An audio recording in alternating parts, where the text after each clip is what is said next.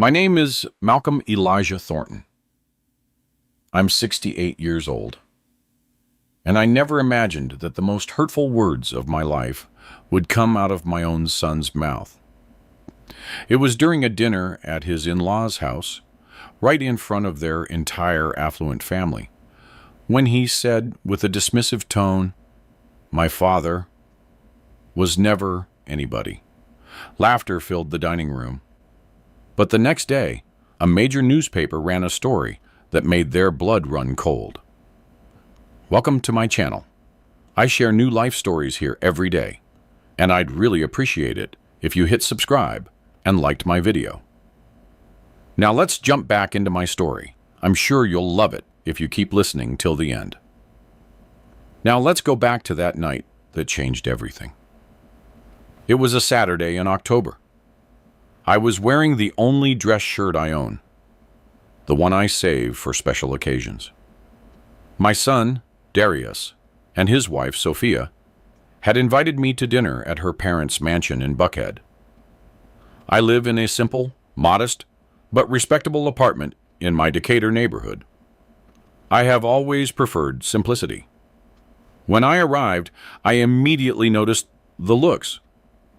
My co-in-laws, Mr. Richard and Mrs. Caroline Albright, eyed me up and down with that barely concealed air of superiority.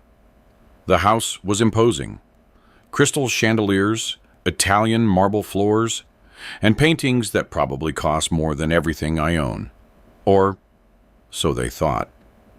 During dinner, the conversation revolved around Wall Street investments, vacation homes in Aspen, and trips to Europe. I kept quiet, eating politely, without trying to fit into that world that isn't mine. It never has been, even though it could be. Then Mr. Albright, holding his glass of Cabernet High, looked at Darius and said, "Son, I'm glad Sophia found you. You're a man of substance, a successful architect, unlike some others who—" He let the phrase hang in the air, glancing at me from the corner of his eye. Darius managed an uncomfortable smile. I didn't say anything, but then it happened. Mrs. Albright, with that sweet but venomous voice, asked, "Malcolm, what did you do for a living all your life? Darius never tells us much about you." My son visibly tensed. Sophia looked down, and I, with all the honesty in the world, replied, "I worked where I could. I did what was necessary to support my family." "How noble," she said with a smile that didn't reach her eyes. It was then that Darius, my only son, the boy I raised with all my love, let loose the words that broke my soul. "My father was never anybody important. We barely scraped by. That's why I worked so hard, so I wouldn't end up like him." The silence lasted barely a second before the burst of laughter, some subtle, some muffled behind linen napkins, but laughter nonetheless. And I, Malcolm Elijah Thornton, sat there in my old shirt with my heart shattered without uttering a single word. What none of them knew was that the next day everything would change. But before I tell you what happened, you need to know who I really am and why that night hurt so much. I was born in a small town in rural Georgia in 1957. My daddy was a sharecropper, and my mama sold soul food plates in the community. I grew up barefoot, playing in the fields, dreaming of things that seemed impossible for a boy like me. But my mother always told me, "Malcolm, poverty is in your pockets, not in your spirit. You can be anything you want." At 19, I arrived in Atlanta, Georgia, with $20 in my pocket and a cardboard suitcase. I slept at the Greyhound station for the first 3 nights. I got a job washing dishes at a small diner downtown. That's where I met Mr. Stephen, the owner, an older man who saw something in me. "Boy," he told me one day, "you got a hunger in your eyes. Not for food, but for the future. That's a good thing." Mr. Stephen taught me not just how to cook, but how to run a business. He lent me books on accounting, explained vendors, profit margins, and how to deal with customers. I absorbed everything like a sponge. I worked 18 hours a day. I studied at night under the light of a dangling bulb in my rented room. By age 23, with my savings and a hard-won loan, I opened my own lunch counter in the West End neighborhood. It was tiny, only 6 tables, but I cooked with my soul. People started coming. Workers, students, humble families. Everyone found plenty of good, affordable food at my place. A year later, I met Elaine, a grade school teacher whose eyes sparkled when she talked about her students. We fell in love amidst conversations about our dreams and plans. We got married in a simple ceremony with barely 15 guests. She didn't need luxury, just love. And I gave her everything. Darius was born in 1983. I remember holding him for the first time, so small, so fragile, and silently promising him that he would have everything I didn't. Education, opportunities, a bright future. By then, my business had grown. It wasn't just one lunch counter, but 3, then 5, and eventually a small chain of popular restaurants across the city. But I was still the same Malcolm. I wore the same simple clothes. I drove an old car. I lived without showing off. Elaine would sometimes ask me, "Malcolm, why don't we move to a bigger house? Why don't you buy new clothes?" And I would answer, "Because we don't need to impress anyone. We have what's important: health, love, a decent roof over our heads." But there was something else, something Elaine herself didn't even know for years. With the profits from my restaurants, I had started another project, one I kept in absolute secret. I saw the families who came to eat at my locations, single mothers counting pennies to feed their kids, elderly people who asked for only half a plate because they couldn't afford more, and children in worn uniforms studying while they ate. And something inside me couldn't ignore it. So, I started helping in silence. Always in silence. I created a private fund, nameless, and without publicity. I began paying tuition for children from poor families, providing monthly grocery boxes for single mothers, paying for medication for the sick elderly, giving out university scholarships, and interest-free microloans for humble entrepreneurs. Everything was anonymous, everything discreet. Why in secret?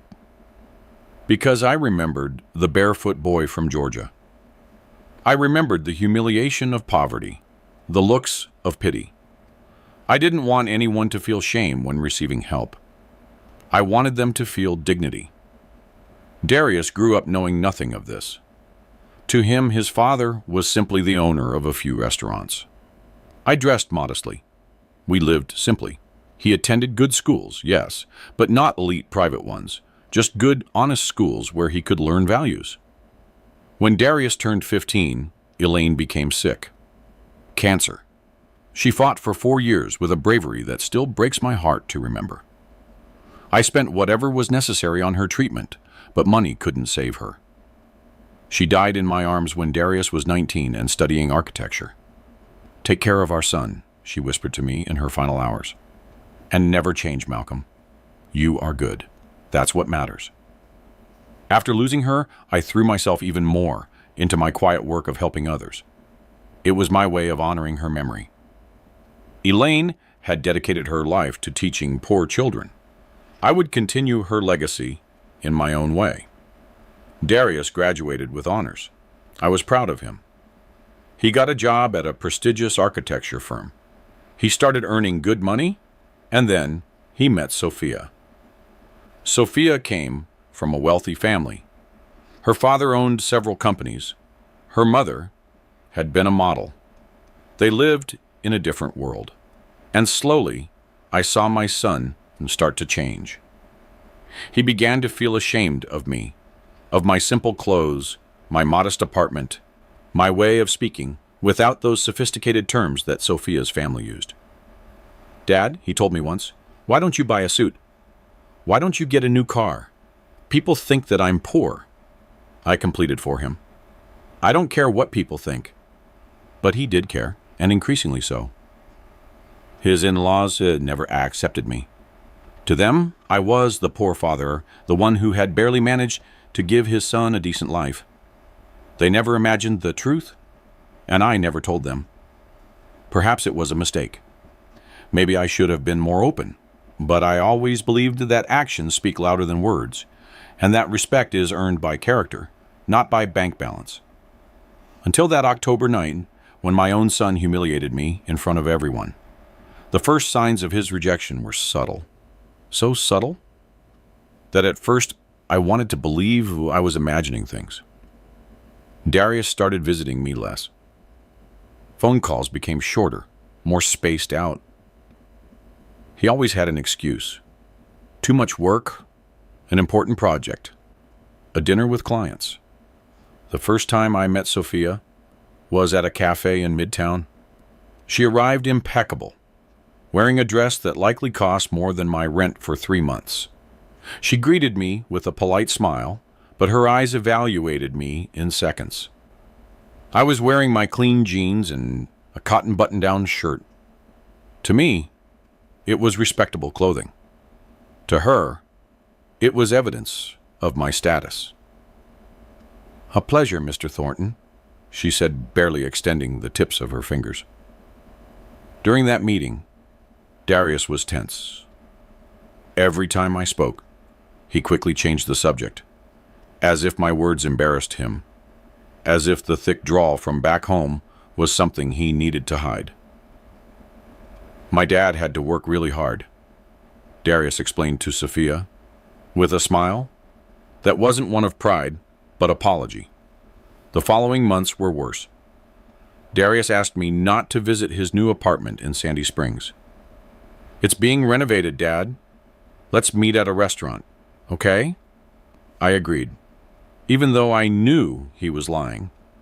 When I finally met Mr. Richard and Mrs. Caroline Albright, Sophia's parents, it was at a family lunch after the engagement. They live in a sprawling Buckhead mansion with gardens that look straight out of a European magazine. Mr. Albright shook my hand with that exaggerated firmness used by men who want to project superiority. "So, you are Darius's father. He told us you had a tough life." "I have had an honest life," I replied calmly. Mrs. Albright intervened with a smile that was pure condescension. "How admirable. Hardworking people are the heart of America, aren't they, Richard?" They spoke of me as if I were part of a social welfare project, with pity, with that hypocritical charity that hurts more than a direct insult. During that meal, they talked about their trips to Paris, their investments in Miami, and the yacht they were about to buy. Constantly, subtly, they highlighted the differences. "Darius told us you own restaurants," said Mr. Albright. "Budget food businesses, right? How noble to serve the humble folk." "I serve honest food at fair prices," I answered. Of course," he continued. "Not everyone can afford to start big. To each his own possibilities, right?" I felt the anger rise in my throat, but I suppressed it. Not for me, but for Darius. I didn't want to ruin his relationship. Although with every word I heard, I wondered if this relationship was ruining him. The wedding was worse. Darius and Sophia were married at an exclusive country club in Palm Springs, California, with more than 300 guests. Live orchestra, French champagne, an obscene display of wealth. I arrived in my suit, the only one I own, bought 15 years ago for Elaine's funeral. It was perfectly cared for, clean, and pressed. But next to the guests in their designer suits, I completely stood out. They seated me at a table far away, almost at the back of the garden, next to Sophia's distant cousins who barely knew the couple. When I asked Darius why I wasn't at the head table, he avoided my gaze. "Dad, there's a lot of Sophia's family. You know how these things are. Protocol." Protocol. that word used to justify educated contempt. During the reception, I tried to approach my son to congratulate him. He was surrounded by Sophia's friends, all laughing, toasting. When he saw me coming, his expression changed. Pure discomfort. "Dad, I'm glad you came," he said quickly, as if wanting to end the conversation before it started. One of his friends, with the arrogance that inherited money gives, looked me up and down and asked, "You're Darius's dad? Wow, you don't look alike at all." Contained laughter. "Well," I replied with dignity, "he takes after his mother. She was beautiful and elegant." I see, the guy said, losing interest and turning away. Darius didn't defend me. He didn't even say anything. He just smiled awkwardly and let me walk away alone. That night, I cried in my apartment, not for myself, but for the son I had lost, because Darius was no longer the boy I had raised. He had become someone else, someone who valued people by their bank account, not their heart. In the following months, we barely saw each other. He always had excuses until the invitation came for that dinner at the in-laws' house. A family dinner, they said, to get to know each other better. I didn't want to go. Something inside me warned me it would be painful. But he was my son, and I still held on to the hope that maybe, just maybe, some of the old Darius remained. The boy who hugged me and said, "I love you, Dad," without any shame. How wrong I was. That Saturday in October it arrived with a gray sky, as if even the weather knew something bad was coming. I prepared carefully. I shaved and combed my hair and put on my best shirt. Although best is relative when your entire wardrobe would fit in a small suitcase. I took Marta downtown and then caught a city bus toward Buckhead. I could have taken an Uber, but I'm old school. Public transportation has served me my whole life. I'm not changing now. The in-laws' mansion was even more imposing than I remembered. 2 stories, a limestone facade, and gardens perfectly maintained by landscapers who probably earned more than many professionals. I rang the bell, and a uniformed employee opened the door. "Mr. Thornton?" she asked with genuine kindness. At least she treated me with respect. "Yes, that's me." She guided me through a marble-floored hallway to the main dining room. Everyone was there. Mr. Richard and Mrs. Caroline presiding over the table, Darius and Sophia on the sides, and other relatives I didn't know, all perfectly dressed, perfectly groomed, perfectly superior. "Malcolm, glad you made it," said Mr. Albright with a smile that didn't reach his eyes. "We thought you might have gotten lost." These neighborhoods can be confusing for those who aren't accustomed. The first stab disguised as concern. "I found my way fine, thank you," I replied, sitting in the chair they indicated, right on the corner of the table, the least important spot. The dinner started with shrimp scampi as an appetizer. I used the correct silverware. My mother taught me good manners, even though we didn't have money, but I noticed the stares. Mrs. Albright watched my every move as if waiting for me to make a mistake. The conversation flowed among them as if I were invisible. They talked about the new condo Sophia and Darius were buying in Sandy Springs, the vacation they were planning in the Swiss Alps, and the new Lexus Mr. Albright had just gifted his daughter. "Family must stay together and prosperous," Mr. Albright declared, raising his glass. "That's why it's so important to marry well, to people of your own level." He looked at Darius approvingly. My son smiled proudly. Then came the main course, lamb. I had never tasted lamb prepared like that, with fine herbs and a sauce that probably contained expensive wine. It was delicious, I won't deny it, but every bite tasted bitter. It was during dessert when everything exploded. Mrs. Albright, with that poisonous sweetness she had perfected, addressed me. "Malcolm, forgive our curiosity, but we know so little about you. Darius is so reserved about his past. Tell us, what exactly did you dedicate your whole life to?" Silence fell over the table. Everyone looked at me, awaiting my answer. Darius tensed, visibly. His jaw clenched. "I worked in restaurants," I answered honestly. "I started washing dishes, then I cooked. Later, I had my own business. Lunch counters, nothing fancy, but honest." "How admirable," she said, though her tone suggested the opposite. "Hard-working people are the soul of this country. Without you, who would prepare our food?" Soft laughter circulated around the table. Mr. Albright continued the attack. "But tell me, Malcolm, were you able to give Darius a good education? I imagine that with that kind of business, things must have been tight." "My son went to good schools and finished his degree," I replied, maintaining my calm, though my heart was pounding furiously. Sure, but not a prestigious private university, right? Darius told us he went to a public one. Nothing wrong with that, of course. Georgia Tech is respectable." Contempt dripped from every word. Sophia then intervened, touching Darius's arm with possessive affection. "Fortunately, Darius is very intelligent and has managed to overcome his background." Overcome his background. As if I were a burden to be escaped. Darius said nothing. He just stared at his plate, unable to defend his father.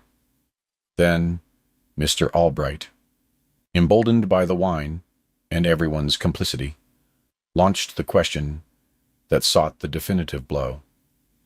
"Malcolm, be honest with us. Were you successful in your life? Did you achieve anything significant? Because look at your son, successful architect, married to my daughter, with a brilliant future. What did you achieve?" The silence was deafening. Everyone waited for my answer. They expected to see me humiliated, admitting my supposed insignificance. But before I could speak, Darius spoke. My son, my only son, the boy I carried on my shoulders, the one I comforted when he cried, the one I supported through every step of his life. "My father was never anybody important," he said with a clear, firm voice, without hesitation. "We barely survived when I was a kid. That's why I pushed myself so hard not to end up like him. To be somebody in life, not to be invisible." The words fell on me like stones. Each one hurt more than the last. And then the laughter erupted. Some muffled behind napkins, others barely contained, but laughter all the same. Laughter of relief, complicity, and shared cruelty. Mr. Albright patted Darius on the back. "That's how you talk, son. Acknowledging where you come from, but not letting it define you. That's maturity." Mrs. Albright nodded approvingly. "That's why we like you so much, Darius. You have foresight. You don't cling to the past." Sophia kissed my son's cheek proudly. And I, Malcolm Elijah Thornton, remained sitting there in my old shirt with my heart shattered into 1,000 pieces. I said nothing. I didn't defend myself.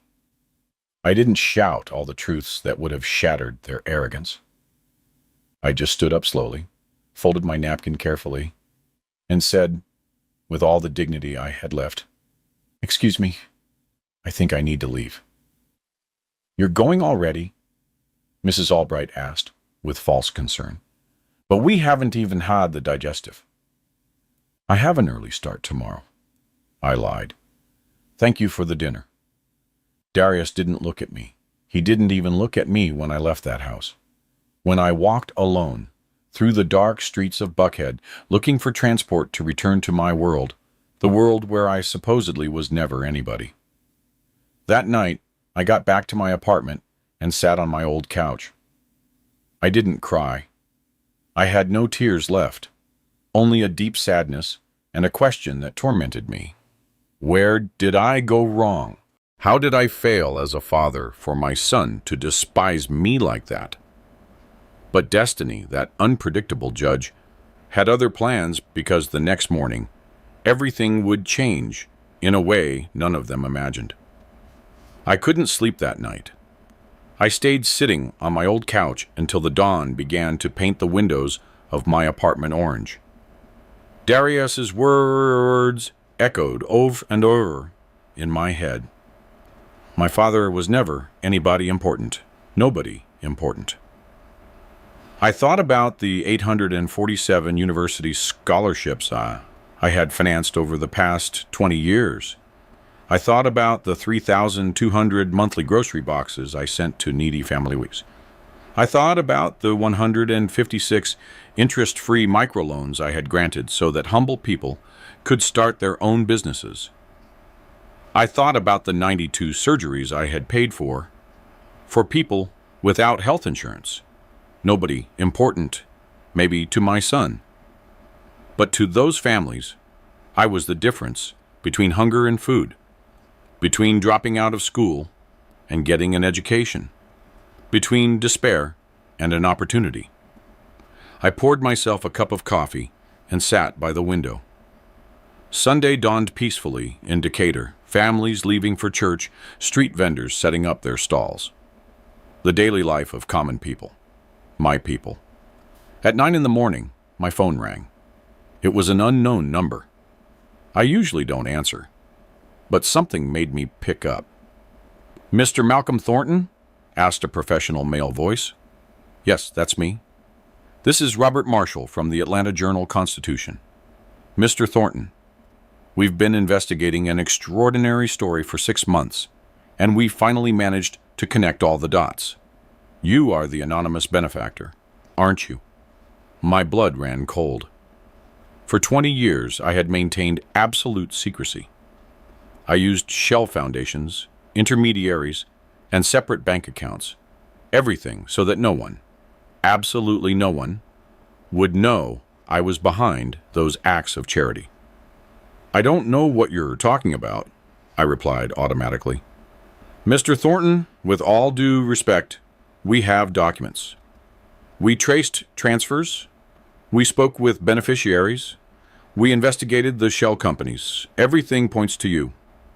For 2 decades, you have donated more than $12 million to help low-income families in Atlanta and surrounding counties. You have changed thousands of lives." I felt the floor moving beneath my feet. How did you find me?" "One of the beneficiaries, a woman named Rosa Hernandez, whose daughter just graduated as a doctor thanks to your scholarship, hired a private investigator. She wanted to find you to thank you personally. The investigator passed the information to us. Mr. Thornton, we are publishing the story on the front page tomorrow. We wanted to give you the opportunity to make a statement." I immediately said, "I don't want recognition. I never wanted it. That's why I kept it secret." "I understand, and I deeply respect that," Robert replied, with genuine admiration. "But Mr. Thornton, people need to know that there are still people like you out there. In a country where the rich flaunt their wealth and politicians shamelessly steal, you have given in silence for 20 years. That must be known, not for you, but for what it represents. I can't stop you, can I?" I asked with resignation. "The story will be published tomorrow in the morning edition, but I can promise you it will be done with the respect you deserve. Will you accept an interview? Just 30 minutes? I thought about Darius, about his shame of me, about the laughter from last night, about Mr. and Mrs. Albright treating me like trash. And something inside me, something that had been dormant for years, woke up. "It's settled," I finally said. but with one condition. I want you to publish photos of the beneficiaries, of the families who have gotten ahead, not of me. We'll do both, Mr. Thornton. People need to see your face, the face of true goodness. The interview took place in my own apartment. Robert arrived with a photographer at 11 in the morning. They looked around with barely concealed curiosity. A 2-bedroom apartment, old but well-maintained furniture, walls with photos of Elaine and Darius, and worn books on a wooden shelf. "You live here?" Robert asked, in astonishment. "Mr. Thornton, your estimated net worth is over $50 million. Why do you live like this?" "Because I don't need more," I replied simply. "Why do I need a mansion if I live alone? Why a luxury car if Marta takes me where I need to go? Money is a tool, not a goal." During the interview, I told him everything. How I started with a single scholarship for an employee's son. How that turned into 2, then 10, then hundreds. How I saw people struggling and couldn't stand by and do nothing. How my wife, Elaine, had been my inspiration. She who dedicated her life to teaching poor children without expecting anything in return. "Does your family know about this?" Robert asked. I kept silent for a few seconds. "No, my son knows nothing." "Why did you never tell him?" "Because I wanted him to value me for who I am, not for what I have. I wanted him to learn that a person's worth is in their actions, not their bank account." I paused. I believe I failed in that teaching. Robert looked at me with a mixture of sadness and admiration. "Mr. Thornton, tomorrow your son and all of America will know who you really are. Are you ready for that?" I wasn't, but I nodded anyway. After they left, I was alone again. I called my accountant, Mr. Curtis, who had been my silent accomplice for years in managing the Shell foundations. "Curtis, the news is coming out tomorrow," I said. "I know, Malcolm. The reporter contacted me to verify data. I didn't give him confidential information, but I confirmed the basics. It was impossible to keep it hidden any longer. Do you think I was wrong to accept the interview?" "I think," said Mr. Curtis with his calm, wise voice, "that for 20 years you did things the right way. Now, the universe has decided it's time for the world to know. Let's not fight it." That Sunday afternoon, I walked through my neighborhood. I greeted old Mr. Pete, the hot dog vendor on the corner. I bought oranges from Ms. Lucille. I sat on the park bench where the retirees always gather to play dominoes. It was my simple, honest, real world. One of the retirees, Mr. Kema, offered me a cigarette. I don't smoke, but I accepted that afternoon. We sat there watching the kids play football, listening to families enjoy their Sunday. "Everything all right, Malcolm?" Mr. Shema asked. "You look thoughtful." "Tomorrow is going to be a different day," I replied. "Every day is different if you know how to see it," he said with that simple wisdom of people who have lived a long time. When it got dark, I went back to my apartment, prepared some chamomile tea, and sat down to wait. I knew my phone would explode tomorrow. I knew Darius would call. I knew Mr. Richard and Mrs. Caroline would see the paper with their arrogant eyes. I knew Sophia would have to swallow all her contemptuous words. But more than anything, I knew that nothing would ever be the same. Before going to bed, I took out an old photo of Elaine. We were young, hugging in front of our first restaurant. She smiled with that joy that illuminated everything around her. "Tomorrow they'll know, my love," I whispered to the photo. "They'll know it wasn't in vain, that we lived with dignity, that we truly helped." I fell asleep past 2 in the morning and dreamed of my mother, that humble woman from Georgia who taught me that poverty is in your pockets, not in your spirit. Tomorrow the world would know who Malcolm Elijah Thornton was, and I was ready to face it. Monday dawned with a bright sun that streamed through my window. as if the universe knew that this day would be special. I got up at 6 in the morning, as always. I made my coffee, showered, and got dressed. Everything normal, except my heart was beating faster than usual. At 7 sharp, I went downstairs to buy the paper from Mr. Johnson's stand, as I did every morning. But this time, when I saw it, I nearly dropped the coffee cup I was holding. Front page. My photo took up half the cover. It was an image the photographer had taken while I was looking out my apartment window. You could see my profile, my 68-year-old wrinkles, my tired but dignified eyes, and the headline, in enormous letters, "The Invisible Millionaire, 20 years of secretly helping thousands of families." And below, in smaller print, Malcolm Thornton, the discreet entrepreneur who donated $12 million without seeking recognition. Mr. Johnson looked at me, mouth agape. "Malcolm, is that really you?" I nodded in silence, paid for my paper, and went back to my apartment. My hands trembled as I read the entire article, which spanned 4 interior pages. The reporting was impeccable. Robert Marshall had done an excellent job. He had interviewed dozens of beneficiaries. Maria Gonzalez, a single mother who received a full scholarship for her son to study medicine. The young man was now a doctor at Grady Memorial Hospital. Pedro Ramirez, who received an interest-free microloan and now owned a small hardware store that employed 5 people. Rosa Hernandez, whose daughter had just graduated from Georgia Tech as an engineer thanks to my support. There were photos of all of them, families smiling, showing diplomas, posing in front of their businesses, and they all said the same thing. We never knew who was helping us. The aid just arrived when we needed it most, like an invisible angel. The article detailed my history.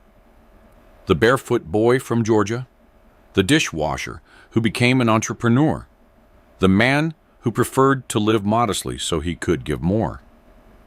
There were numbers, documents, verified testimonies, and there was something else, a section that brought me to tears. The reporter had investigated my personal life and found former students of Elaine, my late wife. They told how she taught them to read and write, how she bought them school supplies with her own salary, and how she visited them at their homes to make sure they were doing well. Malcolm Thornton, the article concluded, is living proof that true wealth is measured not in what you accumulate, but in what you share. While many millionaires flaunt their fortunes on social media, this 68-year-old man has lived in a modest apartment and dedicated his life to helping in silence. He is an unsung hero that America needs to know. At 8 in the morning, the calls started coming. The first was from Mr. Curtis, my accountant, his voice emotional. "Malcolm, the whole country is talking about you. You're trending on social media. People are crying over your story." Then Robert Marshall called. "Mr. Thornton, the response has been overwhelming. We're getting thousands of messages. People are offering to donate. Others are sharing their own stories. You've touched the heart of America." But the call I was waiting for didn't come. Darius didn't call. At 9:30, my phone rang with Darius's number. My heart leaped, but I didn't answer the first call, or the second, or the third. He left a voicemail. His voice sounded different, trembling, desperate. "Dad, please answer. I just saw the paper. I had no idea. Dad, please forgive me. I need to talk to you." Sophia's parents saw the news too. "Dad, please." I deleted the message without finishing listening to it. Then Sophia called. I didn't answer. Next was Mr. Albright. His message was pathetic. "Malcolm, I apologize for not calling you directly sooner, but, well, I just heard about your incredible philanthropic work. What an honor to have such an admirable co-in-law. We should have dinner soon, talk business. I have some investments that might interest you. Investments. After humiliating me, now he wanted my money. Mrs. Albright also called, with that sweet voice that now sounded completely false. Dear Malcolm, we are so moved by your story. What noble work you've done. We'd like to organize a dinner in your honor. Invite our important friends. It would be marvelous if... I deleted all the messages.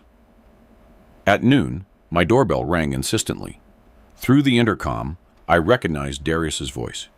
Dad, I know you're there. Please open up. I need to talk to you. I stayed silent, not responding. Dad, please forgive me. I was an idiot. A fool. I had no idea about everything you've done. Please, let me explain. Explain what? I finally replied through the intercom, without opening the door. Explain why you were ashamed of me? Explain why you said I was never anybody? Explain why you let your in-laws humiliate me without defending me? Dad, you know what the saddest thing is, Darius? You needed to see an article in the newspaper to value me. Everything I sacrificed for you wasn't enough. The love I gave you wasn't enough. You needed the entire country to know your father has money to finally respect me. It's not like that, Dad. I love you. Tell me one thing, son. If that article had never been published, would you still despise me? Would you still be ashamed to introduce me to your friends? The silence on the other side said everything. That's what I thought, I said sadly. Go home, Darius. I'm not ready to talk to you. Dad, please. I cut off the intercom. I heard him knock on the door for several minutes more, heard him shout my name, and then he finally left. That afternoon, sitting in my old armchair, I received dozens of messages from people I didn't know. Ordinary people thanking me for inspiring them, single mothers blessing my name, young people saying they wanted to be like me when they grew up. I also received messages from rich people, well-known entrepreneurs, and politicians, all offering collaborations and alliances, all wanting to associate with the good publicity I was generating. I ignored them all. The only messages I read carefully were from my beneficiaries. Rosa Hernandez wrote, Mr. Thornton, you were the angel my family needed. My daughter is an engineer thanks to you. We will never forget your kindness. Maria Gonzalez sent a photo of her son dressed as a doctor with a message. Thank you for believing in us when no one else did. Those messages were worth it. As night fell, I looked out my window at the Decatur neighborhood. The same streets as always, the same people as always. Only now, everyone looked at me differently. Mr. Johnson, the newspaper vendor, had saved me 10 copies of the story. Ms. Lucille, the orange vendor, gave me an entire bag, crying with emotion. I was still the same Malcolm, but to the world, I was something else now. A symbol, a hero, the invisible millionaire who was finally revealed. And my son, the one who humiliated me in front of everyone, was now desperately trying to win me back, not out of love, but out of shame, because now everyone knew that the father he was ashamed of was a better man than he would ever be. That night, I slept peacefully for the first time in a long time because I finally understood something. I didn't need the world's recognition, but it was comforting to know that my truth had come to light and that poetic justice had done its job. 3 weeks passed since the article was published. 3 weeks in which all of America talked about the invisible millionaire. I was offered interviews in every media outlet, invitations to shows, and proposals to write books. A Hollywood producer even wanted to make a movie of my life. I turned down everything because I didn't do what I did looking for fame. I did it because it was the right thing to do. Darius tried to contact me 47 times. Yes, I counted them. Calls, texts, even letters left at my door, all with the same content. Apologies, please, promises to change. Mr. Richard and Mrs. Caroline were also persistent. They even showed up at my apartment with flowers and a basket of expensive wines, as if that would erase their contempt. I politely told them it wasn't necessary and closed the door. Sophia tried to use other family members as intermediaries. Darius is devastated, they told me. He's not eating, not sleeping. He just cries and blames himself. Part of me, the part that was still a father, felt pain, but the part that was humiliated remembered every word, every laugh, every slight. One Sunday, exactly 1 month after the article, I finally agreed to see Darius. We met at a neutral cafe, far from his Buckhead world, and my Decatur One, a place where two strangers could talk. He arrived looking haggard, with bags under his eyes and messy hair. He looked defeated. And for the first time in years, I saw the boy he used to be. "Dad," he said, his voice breaking as soon as we sat down. "Forgive me. I have no excuses. I was a terrible son. I failed you." "Yes, you did," I replied, without softening my words. "I let ambition and money blind me. I cared more about the opinion of superficial people than the love of my own father. I traded you for an illusion of status." Tears ran down his face. "And the worst part is that you had to read your virtues in a newspaper for me to value them." "And now what, Darius? Now that all of America knows who I am, now I'm worthy of your respect? Now you're not ashamed of me?" "It's not that, Dad. He covered his face with his hands. "You're right. I'm trash. I needed the world to applaud you, to realize you were always a great man. Even when everyone thought you were poor, you were richer in spirit than all of us put together." I remained silent, letting his words hang between us. "Sophia's parents were completely humiliated," he continued. "Their friends asked them how they could treat someone like you that way. Mrs. Caroline cries every day from the shame. Mr. Richard lost several business deals because no one wants to associate with someone so shallow. I'm not looking for revenge, Darius. I never was. I know. That's why you're a better person than I am." He looked at me with pleading eyes. "Dad, I know I don't deserve your forgiveness. I know it will take a long time to regain your trust, if I ever do. But give me a chance. Let me show you I can change, that I can be the son you deserve." I took a deep breath. The wounded part of me wanted to stand up and leave him there, suffering as I had suffered. But then I remembered something Elaine told me years ago. Forgiveness isn't for the person who hurt you, Malcolm. It's to free your own heart. "Darius," I finally said, "I'm going to be honest with you. I don't know if our relationship can go back to what it was. Maybe it never will. You hurt me deeply. Wounds don't heal overnight. I understand, but you are my son, and despite everything, I love you. So, I'm going to give you one chance, just one.